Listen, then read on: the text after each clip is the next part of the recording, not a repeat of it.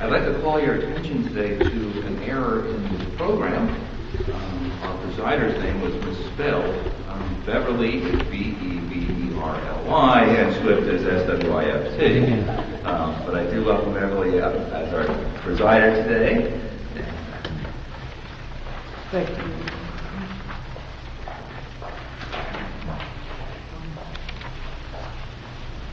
What choice of songs sort of changed my introduction, because Marc and Marlene Bernstein have truly been the friends who walk hand in hand with all of us.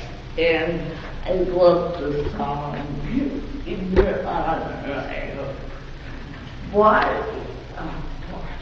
Marc has received a BA from Columbia and his PhD from Stanford University, but has had a very interesting career doing many different things and teaching and a lot of law, and it's just truly a remarkable resume.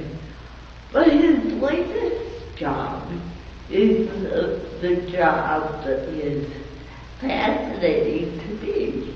He is the archivist for the AEU, and he brings such a wealth of interest and information, and I can see that his address today is again informing us about what he's been digging into, arranging, and we're all grateful for the work he's doing now.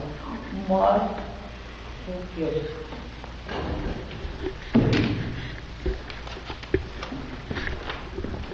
Thank you, Beverly, and thanks to all of you who are here today. Before beginning, I would like to say how happy I am to be in this room where I met and married my wife, and where my own journey in ethical culture began 25 years ago. This was the first society I discovered. To turn to my subject, two possible futures for ethical culture. I became interested in ethical culture's future when I began to study its past. About a year ago, Howard Radis, the author of Toward Common Ground, The History of Our Movement, recommended that I bring his book up to date. He had taken our story only to 1951, the 75th anniversary of ethical culture. Much had occurred in the movement since then, and it was my job to write it up. I did a cursory review of our last 5 decades with an eye toward the arc of my proposed narrative. I immediately saw a problem. How, I asked myself, could I keep this story of our last half century from being a tale of decline, if not failure? If that question sounds bold, consider the following. Whatever metric we choose to compare our movement today with what it was in the 50s, we get the same sad result. Take membership. The AEU now puts national membership at 2,448, more than a 50% decline since the 1950s. If we measure ourselves by our Sunday school enrollment, the results would be more disheartening still. If we prefer a less quantitative indicator, say the scale of our social projects, the news is not good either. The last substantial social program that could rival those created in ethical culture's heyday was the formation of the Riverdale Mental Health Association under Dr. Spetter's leadership in the 1950s. To these facts, we must add another. We have lost a number of properties, institutions, and programs that once were ours and until recently advanced our cause and raised our profile in the community. The Weiss Ecology Center is run not by ethical culture today, but by the New Jersey Audubon Society. The Brooklyn Ethical Culture School was closed down years ago.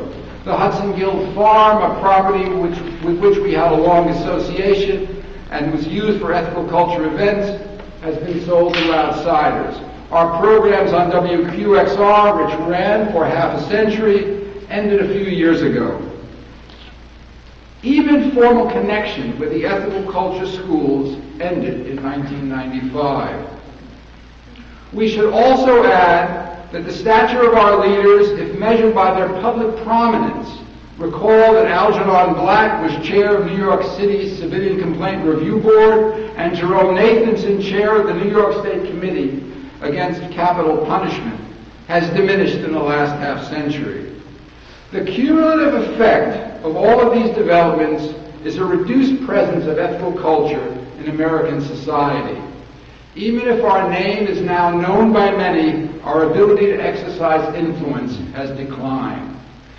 Well, as I learned about the details I have just shared, I became worried that telling the story of ethical culture's recent past might be like composing a dirge. How can we think about where we are now and retain hope for the future? I ran that question by Howard Radis and Dr. Spetter, and they gave me very different answers. Each answer, in fact, suggests a different possible future for ethical culture, and my talk today explores what these two futures might be like. Howard Radis argues that ethical culture could have a promising future if it allies itself with the larger humanist movement of which it is a part. In a world where evangelicals are an increasingly dangerous power, ethical culture cannot afford to zealously protect its spiritual turf, to keep its distance from the larger humanist movement of which it is a part. It must be less tribalist and more cosmopolitan, says Dr. Radis. In joining forces with other humanists, it can increase its numbers and influence. In short, it can have a future. To fortify this argument, Professor Radis reviews the opportunities ethical culture has missed in coalition building. He points out that a wing of Unitarianism known as the Western Conference, a force from about 1870 to 1960, expressed interest in joining forces with ethical culture. The Western Conference, located in Pennsylvania, Ohio, Indiana, and points beyond, had differentiated itself from the more traditional Unitarians located in Boston.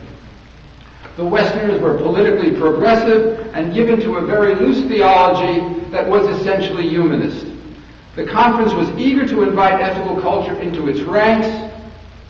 Felix Adler rejected the idea. Fast forward, Professor Radis would say, to the early years of the Depression. In 1933, 34 liberal humanists gave expression to their philosophy in a powerful document known as the Humanist Manifesto. It proclaimed humanism a religious force that eschewed supernaturalism, and it suggested that ethics, like other human values, was the product of human cooperation, not divine will. Following John Dewey, who was a signer, it intimated that all truths were provisional in character. The manifesto was concise, assertive without being strident, and advanced a religious humanism that seemed consonant with ethical culture.